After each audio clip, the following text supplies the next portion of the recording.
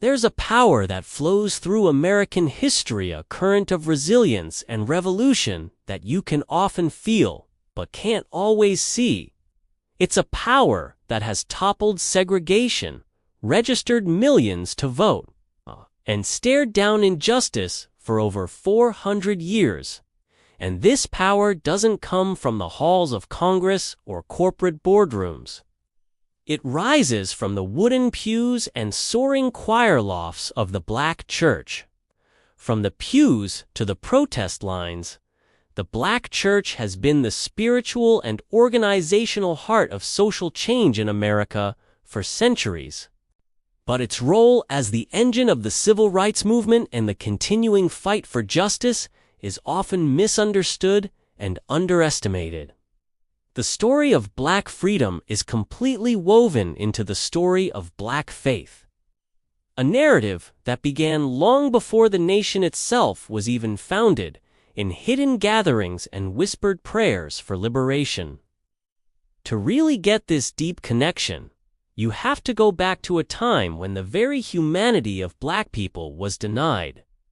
In the brutal world of chattel slavery, the goal was total dehumanization. Enslaved Africans were stripped of their names, their families, and their cultures. Into this void, a new institution began to form, a solution born of necessity and spirit. This was the birth of the Black church. It didn't begin in grand cathedrals, but in what were called hush harbors, or brush arbors. These were secret, often outdoor gatherings where enslaved people could worship in a way that affirmed their own personhood. Here, biblical stories took on a profound new meaning. The plight of the Israelites in Egypt wasn't just an ancient tale, it was a living metaphor for their own bondage.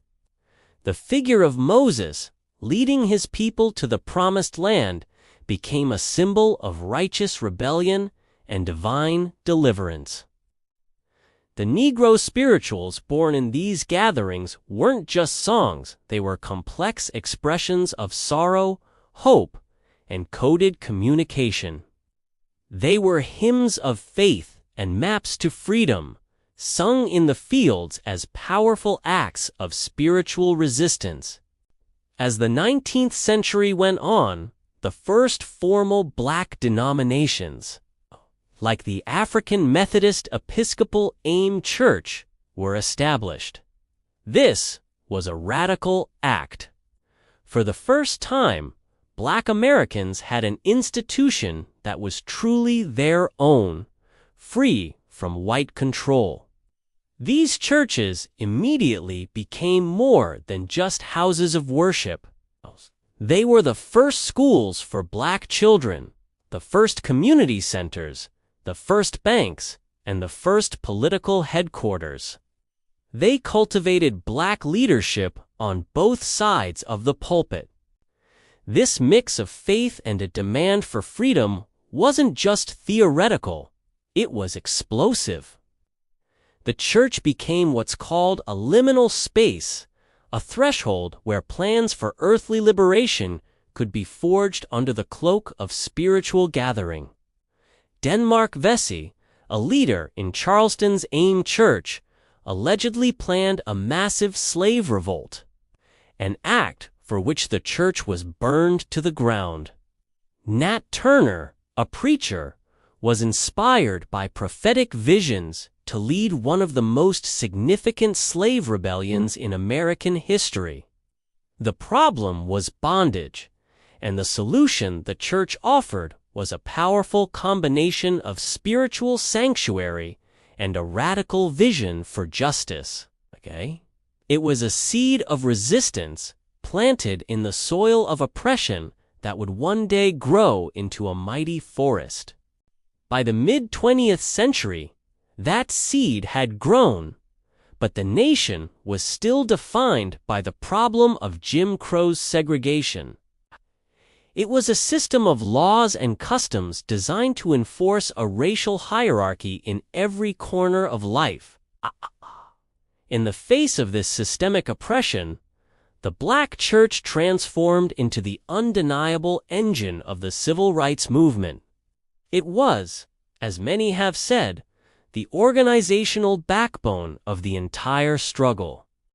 When Rosa Parks was arrested in 1955 for refusing to give up her seat on a bus in Montgomery, Alabama, the first mass meeting to organize the boycott wasn't held in a union hall or a political office. It was held at Holt Street Baptist Church. From the pulpits of Montgomery, carpool schedules were announced, funds were raised, and morale was kept high for 381 days. The church gave the movement a few essential things. First, it offered physical and financial resources. Mass meetings, strategy sessions, and freedom schools were all hosted in church basements and sanctuaries. Collection plates were passed to bail out protesters, fund legal challenges, and support the families of those who had lost their jobs for their activism. Second, the church provided a safe place for organizing. In a hostile world where any gathering of Black people could be met with suspicion and violence, the church was a sanctuary. It was the one place where the community could gather freely to debate tactics, share information, and find their courage. Third, and maybe most importantly, the church provided the moral and theological framework for the movement. Leaders like the Reverend Dr. Martin Luther King Jr., Reverend Ralph Abernathy, and Reverend Fred Shuttlesworth weren't just activists. They were ministers.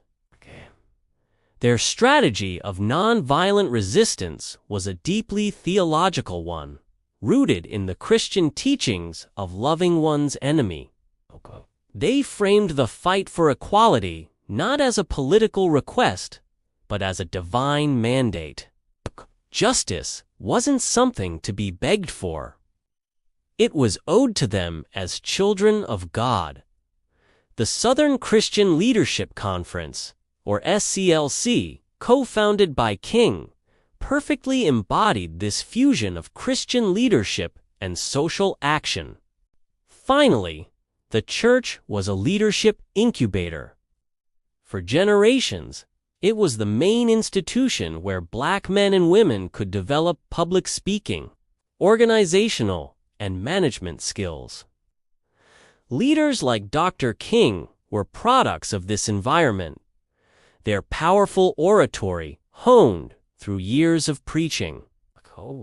But beyond the famous names, the church cultivated legions of local leaders, the deacons, the Sunday school teachers, the choir directors who became the on-the-ground organizers of the movement.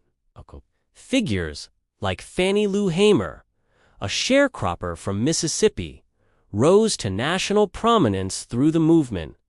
Her powerful testimony, a blend of personal experience and profound faith. But it's a mistake to view the Black church as a monolith. It wasn't. There were intense internal debates over strategy. Some clergy believed the church's mission was purely spiritual and shouldn't get involved in politics. Others, frustrated with the slow pace of nonviolent change, were drawn to more militant approaches, right? These tensions sometimes led to fractures, like the formation of the Progressive National Baptist Convention, which broke from the more conservative National Baptist Convention over fully supporting Dr. King and the SCLC. Also, the movement's leadership, while powerful, often sidelined key contributors who didn't fit the mold of the male preacher. Women were the undeniable foot soldiers of the movement, organizing many of the most successful campaigns, yet they were rarely given top leadership spots. And figures who were not clergy-based, like the agnostic organizer Ella Baker, or the Quaker and gay rights advocate. Bayard Rustin, the chief architect of the 1963 March on Washington, were absolutely essential to the movement's success, showing its ideological breadth went beyond the church walls. Despite these complexities, the church's central role is undeniable.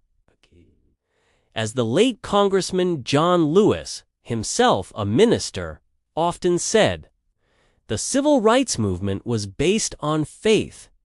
It was a faith that gave people the courage to face down fire hoses and police dogs, to endure jail cells and death threats. It was the faith that echoed in the freedom songs that became the soundtrack of the revolution. It was the faith that a just God would not let injustice stand forever. The Civil Rights Act of 1964 and the Voting Rights Act of 1965 weren't just legislative victories. They were the harvest of a faith that had been planted generations before. The victories of the civil rights movement were monumental, but they didn't end the struggle. The problem of racial injustice simply changed its form. Today, the fight is against mass incarceration, police brutality, voter suppression, and vast economic inequality. And in this new landscape, the relationship between black religion and social justice is evolving once again. The rise of the Black Lives Matter movement, founded in 2013 by 3 black women, marks a big shift. Unlike the civil rights movement, BLM is intentionally decentralized, with no single charismatic male leader. It is not based in the church, and its activism is often organized online and in the streets rather than in sanctuaries. This has led some to question the black church's relevance in the modern fight for justice. Many younger activists, particularly women and LGBTQ+ individuals, have felt alienated by some institutional churches, viewing them as unwelcoming or too invested in respectability politics. For them, the movement itself has become a space for spiritual expression and healing. The spirituality within BLM is often described as pluralistic and inclusive, drawing from a wide spectrum of traditions including Christianity, Islam, indigenous practices, and humanism. It centers on communal care, healing rituals, and an affirmation of the full humanity of all black people. Yet, to say the church is absent from this modern movement would be a huge misreading. The relationship isn't one of replacement, but of a complex, evolving partnership. Many clergy and congregations have been fervent supporters of Black Lives Matter. After the police killing of Michael Brown in Ferguson, Missouri, St. John's Church became a crucial meeting place and sanctuary for protesters, a modern echo of the mass meetings of the 1960s. Pastors across the country continue to march, protest, and use their pulpits to speak out against injustice. The black church also continues to be a formidable force in political mobilization. Recent studies have noted that black churches are far more likely than their white counterparts to register new voters, provide voter guides, and connect theological teachings to current issues. Organizations like Salvation and Social Justice and the National African American Clergy Network actively mobilize faith leaders to combat voter suppression, viewing it as a moral imperative. This work has become especially urgent in the face of political movements like Project 2025, which many faith leaders have denounced as a direct assault on civil rights and democracy, calling for collective black resistance. Just recently, a coalition of prominent black ministers released a credo titled "A Credo to Legatees of the Black Church Tradition."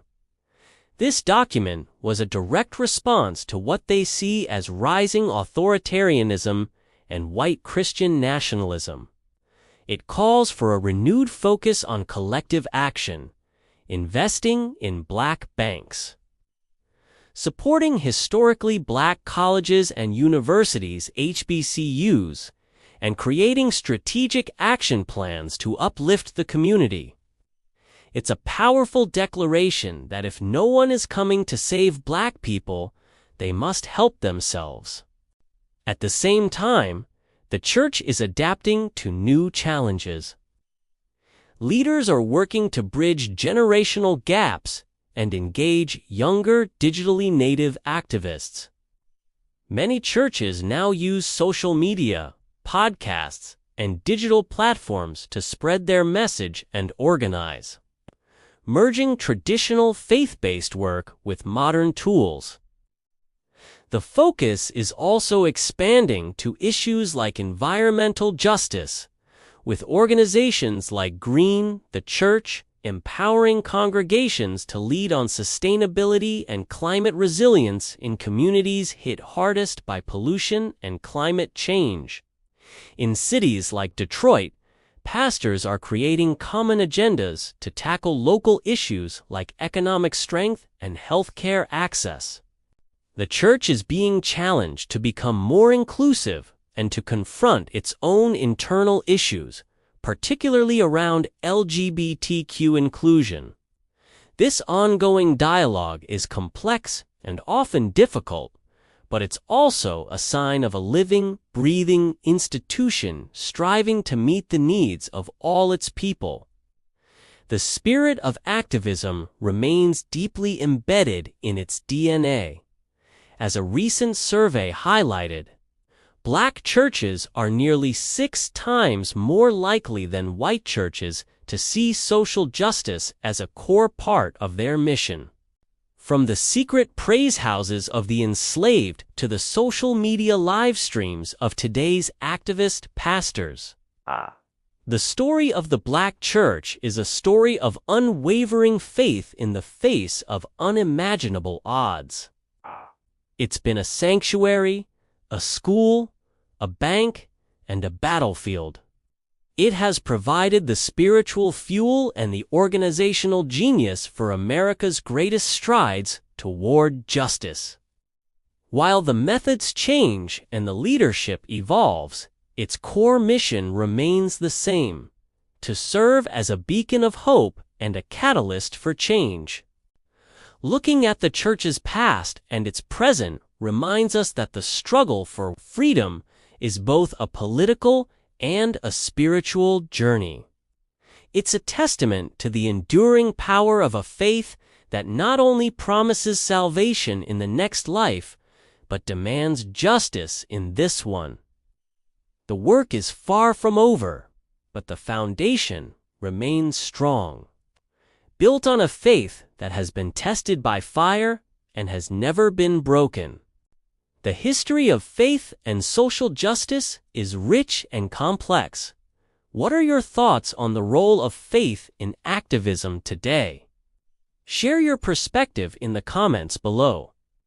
And if you found this exploration meaningful, please subscribe for more deep dives into the forces that shape our world.